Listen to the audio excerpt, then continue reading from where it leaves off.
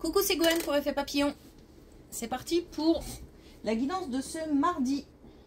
C'est une guidance générale, donc on ne garde que ce qui fait écho. Pour une consultation privée, vous pouvez passer par mon site effetpapillonvoyance.com. On va commencer par tirer une carte de l'oracle des rêves et une déconnexion spirituelle pour voir quelles sont les énergies de ce mardi. Alors, on me montre une chevalière. Une chevalière, pour moi, c'est le symbole de la transmission. Donc, transmission de messages, transmission d'informations, transmission de connaissances, de savoir, de savoir-faire. Ça peut être un héritage aussi, ça peut être dans le domaine professionnel ou éducatif, tout ce qui est formation, études. Il y a quelqu'un qui donne et quelqu'un qui reçoit. Donc ça peut représenter aussi le lien avec, avec l'invisible, les défunts.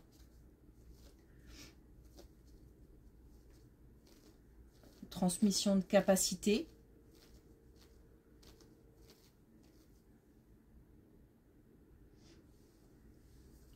Ok.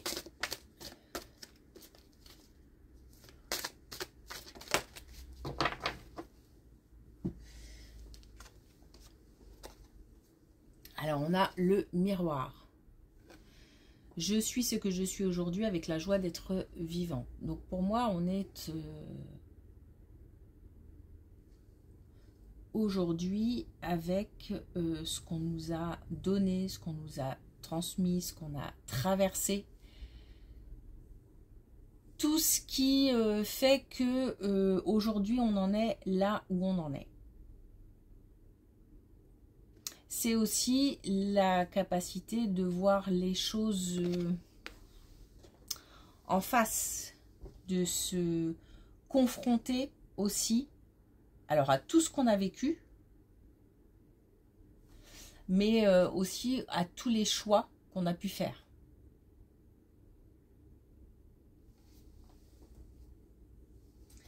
Un peu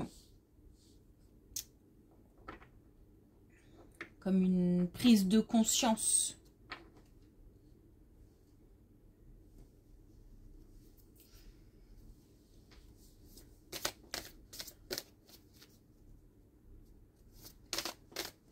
C'est aussi, comment dire, le fait de voir la situation dans sa globalité. Avec toutes les nuances,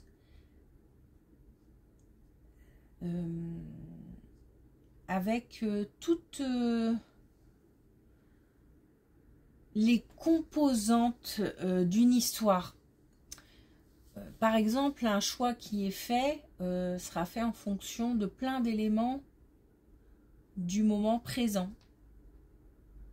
Au moment où on va faire ce choix, il y aura plein d'éléments qui vont entrer en jeu et qui vont permettre de faire ce choix, qui ne sont pas forcément les mêmes qu'aujourd'hui. Et j'ai l'impression qu'on se pose des questions comme si on se disait, mais à l'époque, pourquoi est-ce que, par exemple, j'ai fait ce choix? Et on regarde la situation et on comprend pourquoi on a fait ce choix à cette époque-là. Ce qui serait peut-être différent d'aujourd'hui. Il y a une idée de joie, mais surtout du fait d'avoir conscience que ce qu'on a fait à un moment donné, c'est parce que c'était le moment de faire ça. Et aujourd'hui, encore une fois, ce serait peut-être différent. Mais peu importe. C'est vraiment voir la situation dans tout son ensemble. Il y a une grande compréhension, une grande prise de conscience. Ça rend, c'est pas lourd, hein. C'est pas, je me sens pas plombée, mais c'est plutôt cohérent. Je gagne plutôt en lucidité. Alors peut-être aussi que ça éclaire quelque chose, le chemin, une situation précise.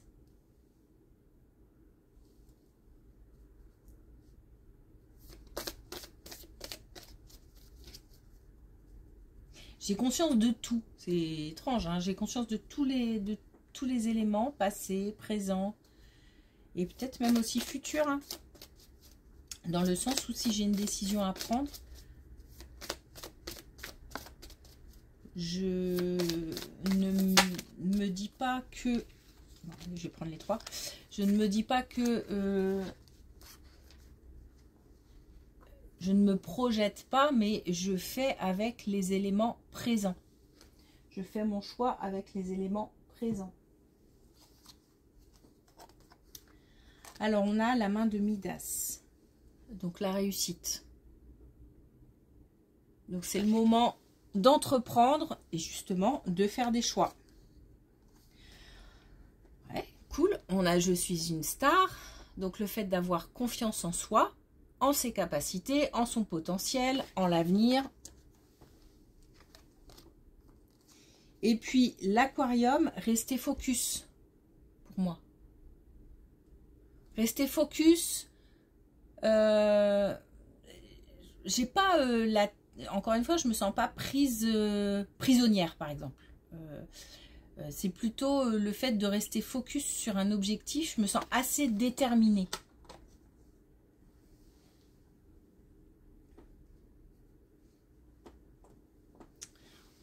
Ok.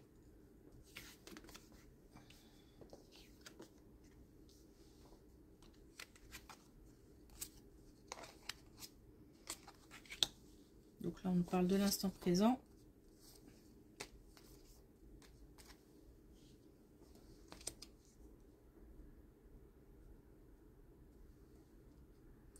On nous parle de communication et on nous parle du fait de communiquer peu mais bien.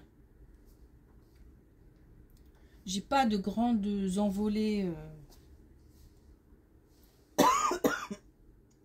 Pardon. J'ai plutôt le fait de réfléchir à ce que je vais dire, à comment je vais le dire. Alors sans prise de tête non plus. Je ne suis pas à tourner 20 fois les mots dans la tête avant que ça sorte. C'est vraiment une communication simple et efficace. Donc ça, c'est quelque chose qui se passe maintenant. On nous parle aussi d'aide, de soutien, mais il se peut qu'on soit aussi le soutien de quelqu'un. Il se peut que pour aider quelqu'un, on utilise cette communication simple et efficace. Parce que on a l'idée de... Comment dire, d'essayer de sortir quelqu'un d'une situation délicate, compliquée. Donc on sera peut-être sollicité, ou alors de manière naturelle et empathique, on va aider quelqu'un. Mais j'ai l'impression que ça fonctionne dans ce sens. Qu'on ne reçoit pas, mais plutôt qu'on donne.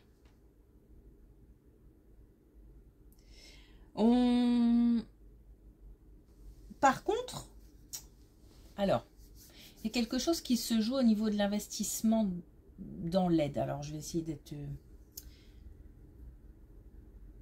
plus clair. J'ai l'impression qu'on a compris donc que d'abord pour aider l'autre, il faut être bien. Mais j'ai l'impression aussi qu'on a compris que se donner à 100%, ou plutôt même prendre tous les malheurs de l'autre ou des autres ou de quelqu'un en particulier, je ne sais pas, mais ça ne rendait pas service et en plus ça prenait beaucoup d'énergie et que c'était moins efficace pour aider. Je ne sais pas si je suis claire, mais il y a une certaine mesure dans l'implication. Je préfère là le côté simple et efficace plutôt que de me lancer dans la bataille avec l'autre et limite de perdre trop de plumes au passage, quoi. Ça ne veut pas dire que, puisque on aide, donc ça ne veut pas dire que il n'y a pas d'amour de l'autre ou il n'y a pas de... C'est juste une façon de se préserver, et c'est aussi que, c'est pas que ça, c'est aussi avoir compris que de toute façon, bon déjà il y a aussi une part de l'autre, hein. Pour aider, il faut être conscient qu'on a besoin. Alors, pour aider l'autre, il faut que l'autre soit conscient qu'il a besoin d'aide, il ou elle, déjà. Donc j'ai l'impression que voilà, on est comme ça dans le... On n'est plus dans le 100% où je me noie, je me perds, et où finalement tout le monde se perd et personne n'est sauvé en fait. Voilà un peu l'idée.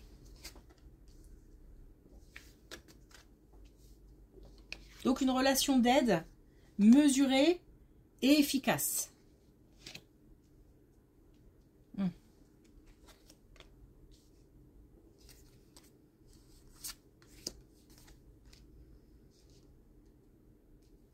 Alors on a un plus jeune, ça peut être nos enfants, ça peut être les enfants d'amis, ça peut être des enfants dans la famille, mais ça peut être aussi dans le cadre de connaissances, hein, bon, en tous les cas des personnes, une personne, plusieurs personnes plus jeunes, qui encore une fois sont en train de... Il y a quelque chose, j'ai envie de dire, il y a quelque chose de sérieux qui se passe. Alors, est-ce que on parle d'études? Tout à l'heure, on parlait de transmission. Et on a compris l'importance des études, par exemple. Mais on nous parle quand même de relations. Donc, on a peut-être de jeunes personnes qui s'intéressent à d'autres personnes. C'est peut-être une découverte, c'est peut-être des enfants qui grandissent, des plus jeunes qui grandissent de ce point de vue-là, au niveau sentimental aussi. Donc il y a, voilà, il y a quelque chose qui est pris au sérieux.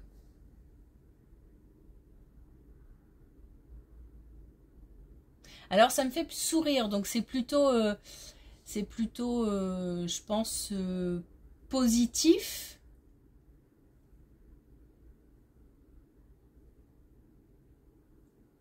Parce que à la fois, c'est comme si, avec mon regard d'adulte, moi ça me semble assez léger. Et du point de vue de celui qui est plus jeune, c'est sérieux, quoi. C'est...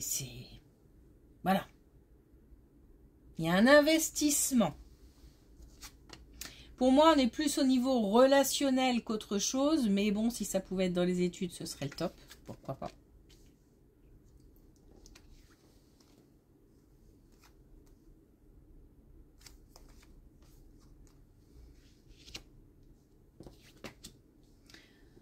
Alors, un engagement pour un couple. Un engagement pour un couple, on a l'association, on a la signature, on a le couple ici. Par contre, on a eu quelque chose de retardé, quelque chose de bloqué. Donc là, on a l'idée de passer un cap. En fait, là, c'est comme une préparation.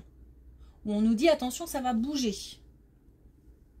Donc, on nous parle d'un couple qui va s'engager pour quelque chose. Alors, s'engager soit dans le cadre de leur relation, soit s'engager pour, je sais pas, dans un bien. Ça peut être une aventure commune, un grand voyage, j'en sais rien. En tous les cas, un engagement, un investissement. Et on nous dit que ça, c'était quelque chose... Alors, soit c'était retardé, bloqué, mais ça peut être aussi quelque chose qu'on avait en tête depuis un certain moment. Et là, on nous dit, que soit c'est le moment de préparer parce qu'il est temps que ça bouge, soit attention, il faut se préparer parce que ça va bouger. C'est pareil, on est dans le positif. Et on est dans quelque chose de... Il y a une union. On y va ensemble.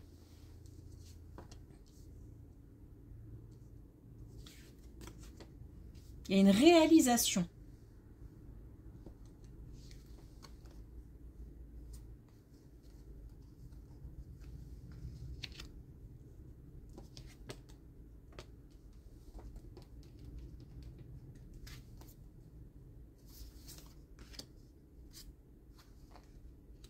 Bon, encore une colonne différente.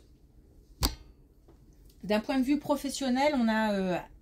on nous dit prochainement. Hein, donc, ça c'est pareil, on est dans l'anticipation, on est dans le fait de se préparer. Il y a quelque chose qui met en colère. Mais qui met très en colère. Et qui rend... qui met en colère, qui rend triste, qui...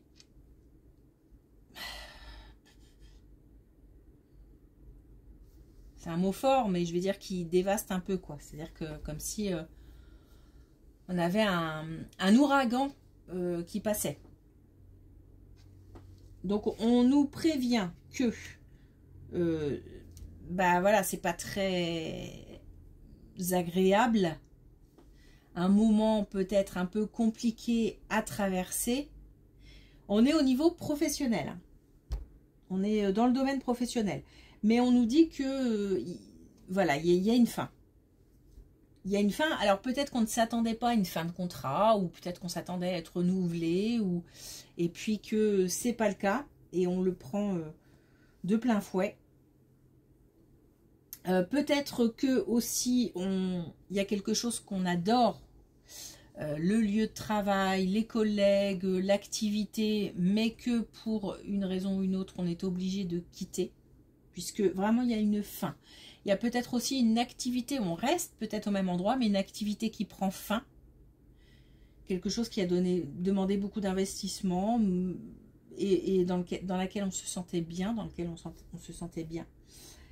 Voilà, faut mettre fin, ça rend...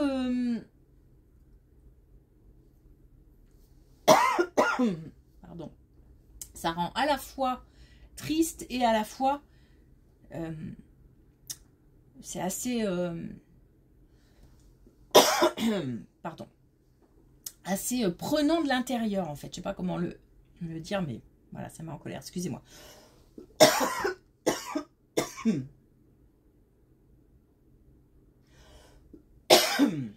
Désolée. Alors, du coup, attention aux communications. Parce qu'il se peut que ça sorte dans tous les sens. Donc... faut essayer de canaliser, en fait. Ce qui n'est pas simple. Ah, désolé. Ça ne va pas être agréable. Au niveau du son. Bon, on nous dit que ce n'est qu'un passage. Mais c'est un passage obligé. Donc là, le message, c'est canaliser. Hein. Canaliser les émotions, quand on se le prend de plein fouet, c'est difficile. C'est pour ça qu'il faut laisser un petit peu de temps passer, éviter peut-être les réactions à chaud.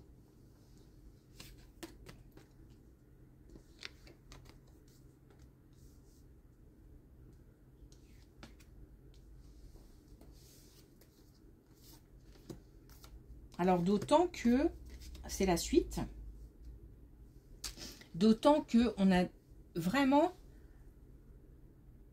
du positif derrière, c'est-à-dire qu'il y a de l'abondance, il y a les honneurs, il y a le succès, il y a le fait d'avoir de la chance et le fait de se libérer de quelque chose. Donc, même si ça a l'air douloureux de se séparer de quelque chose, d'une situation, de collègues, d'une activité, d'un lieu de travail, bref, derrière, il y a du positif. Il y a du positif et il y a aussi ne pas hésiter à tenter sa chance. Faut pas rester dans son coin. Il faut oser faire preuve d'audace. Pas forcément prendre les choses à la légère. Après, hein, là je parle du après. Pas forcément prendre les choses à la légère, mais tenter sa chance. Parce qu'il y a une opportunité à saisir. Et on a de l'abondance, de la réussite. Notamment, peut-être au niveau financier aussi. Donc par exemple, répondre à des offres, même si c'est pas le domaine ou c'est pas... voilà. Faut tenter. Frapper à des portes. Faire preuve d'audace, quoi.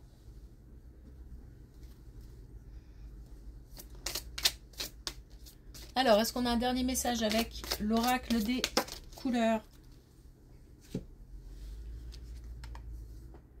Alors, on a le vermente. Un vent de fraîcheur souffle dans mes habitudes, cela provoque le changement. Subi ou choisi, mais le changement peut faire du bien, même si on est souvent réfractaire au changement. Mais là, on nous dit qu'il est temps de changer quelque chose. Et puis, mauve mystère, je me relie à mon intuition et laisse la magie opérer à son rythme. Se faire confiance. De toute façon, là, on a de la confiance, on a de la détermination, on a le fait d'avoir confiance aussi en l'avenir. Et on a aussi, encore une fois, cette transmission qui permet de, voilà, peut-être d'avoir des messages. Du positif, en tout cas. Ok, merci pour votre écoute. Je vous souhaite une belle journée. Je vous dis à demain.